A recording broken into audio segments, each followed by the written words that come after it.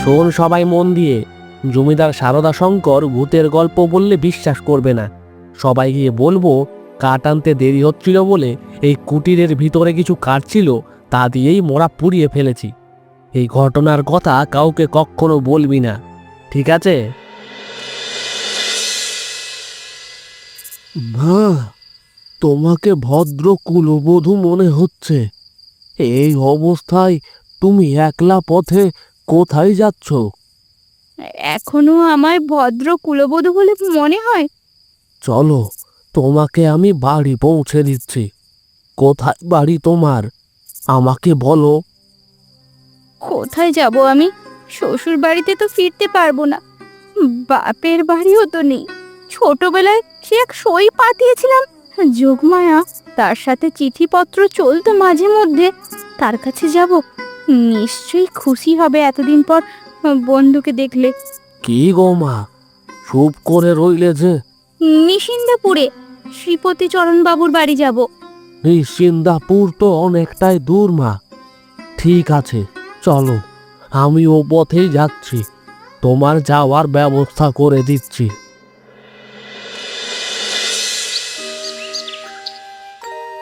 ওমা, আমার কি ভাগ্য, তোমার যে দর্শন পাবো এমন তো মনেই ছিল না। কিন্তু ভাই, তুমি কি করে আসলে? তোমার শ্বশুর বাড়ির লোকেরা তোমাকে এত সহজে ছেড়ে দিল?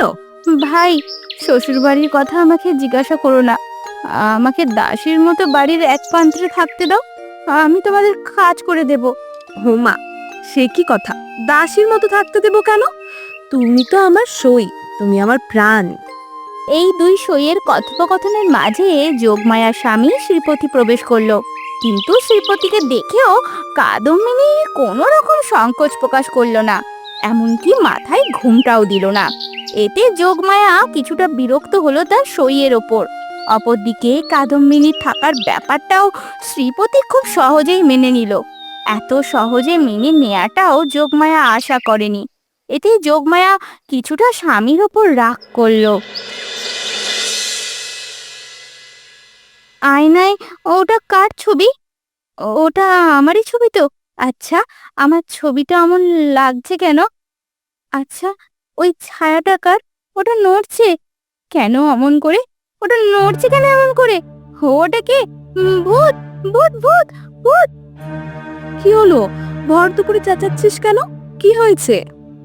ওটা ওটা কে? ওটা কার ছায়া? তুই কি পাগল টাগল হয়ে গেছিস? তুই তো নিজের ছায়া দেখে নিজেই ভয় পাচ্ছিস। দিদি, ও দিদি, তোমার দুটি পায়ে পড়ি, আমায় একলা ফেলে যেও না। আমার এই ঘরে একলা থাকতে ভয় করে, ভয় করে আমার। মরণ!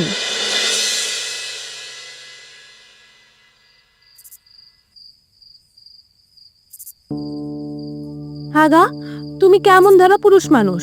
1 মাস হয়ে গেল একটা মেয়ে মানুষ নিজের শ্বশুর ঘর ছেড়ে এতদিন এখানে পড়ে আছে, যাবার নামটি পর্যন্ত করছে না। তুমি কিছু বলছো না কেন? বলি, তোমার মনের ভাবটা বুঝিয়ে বলো দেখি। তোমরা পুরুষ মানুষ জাতটাই এরকম। কি বলবো, ও তো তোমার বন্ধু, এখানে আমার বলার কি থাকতে পারে? ওর হাবভাব আমার ঠিক ভালো ঠেকছে না। ওকে চলে যেতে বললেও যাচ্ছে না, একা একাই দিন নেই রাত নেই ভূত দেখার মতো চিৎকার করে উঠছে। তুমি একবার রানীহাটে গিয়ে খোঁজ নাও তো। তোমার কি সন্দেহ হয় যে ও তোমার বন্ধু নয়? কি যে বলো তুমি! আমি আমার বন্ধুকে চিনতে পারবো না? কিন্তু আমাদেরও তো খোঁজ খবর নিয়ে দেখতে হবে যে শ্বশুর বাড়িতে কোনো কাণ্ড টাণ্ড বাঁধিয়ে বসে আছে নাকি। ঠিক আছে, আমি খোঁজ নিচ্ছি। সই, এখানে তোমার থাকা আর ভালো দেখাচ্ছে না। লোকে কি বলবে? লোকের সঙ্গে আমার সম্পর্ক কি? তোমার না সম্পর্ক থাকতে পারে, কিন্তু আমাদের আছে। তুমি তোমার শ্বশুর ঘরে ফিরে যাও। আমার শ্বশুর ঘর কোথায়? মরণ! পোড়া কপালি বলে কি? আমি কি তোমাদের কেউ? আমি কি পৃথিবীর কেউ? তোমরা হাসছো, কাঁদছো, ভালোবাসছো, আর আমি কেবল তাকিয়ে আছি। তোমরা মানুষ, আমি ছায়া। আজ সারাদিন অবিশ্রান্ত বৃষ্টি পড়ছে। কাদম্বিনী ভয়ে ঘরে একলা থাকতে পারছে না, তাই যোগমায়ার ঘরের বাইরে চুপ করে বসে আছে। ঘরের সব কথা তার কানে আসছে। বলো, রানীহাট থেকে কি শুনে এলে? সে অনেক কথা। কি কথা? তোমার বন্ধু কাদম্বিনী মারা গেছে। বলো কি? তাহলে এ কে? এ হতে পারে না, কবে মারা গেছে ওরা কিছু বললো? হ্যাঁ বলেছে। এরপর যোগমায়া ও শ্রীপতি দুজনে হিসাব করে দেখলো কাদম্বিনী যে তারিখে তাদের বাড়িতে এসেছে এই মৃত্যুর দিন ঠিক তার আগের দিন। দুজনেরই চোখ কপালে উঠল। ঠিক সেই সময় প্রচন্ড এক দমকা হাওয়া ঘরের দরজা খুলে গেল আর ঘরে ছুটে ঢুকলো কাদম্বিনী। সই সই, আমি তোমার সেই কাদম্বিনী, কিন্তু আমি এখনো বেঁচে আছি কি মরে গেছি আমি নিজেও বুঝতে পারছি না। ওগো, তোমরা আমাকে তাড়িয়ে দিও না। আমার ইহলোক পরলোক কোথাও যদি জায়গা না হয় তবে আমি কোথায় যাব? খোকা, আহারে কেমন রোগা হয়ে গেছে আমার খোকাটা। যাই, ওকে একটু কোলে নিয়ে আদর করি। কাকিমা, জল দে একটু। তুই আমায় ছেড়ে কোথায় চলে গিয়েছিলি? আমি তো মরে গিয়েছিলাম। আর আমায় ছেড়ে যাবি না তো? আর মরবি না তো? না। ছোট বৌমা, এই কি তোমার করা উচিত হয়?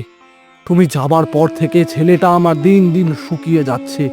তুমি কেন ওর মায়া ত্যাগ করতে পারছো না? তুমি কেন ফিরে এলে? তুমি আমাদের মুক্তি দাও। কাদম্বিনী মরে প্রমাণ করলো সে এতদিন মরেনি।